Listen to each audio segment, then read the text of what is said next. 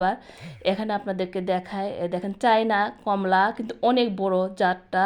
এর আগে খাইয়ে দেখছি, অনেক অনেক টক। তারপরে মনে করলাম যে থাকে তো পরিচর্যার পর যেহেতু কিন্তু পেকে যাচ্ছে, পরিবর্তন হচ্ছে, এখন আপনাদেরকে খেয়ে শেয়ার করব।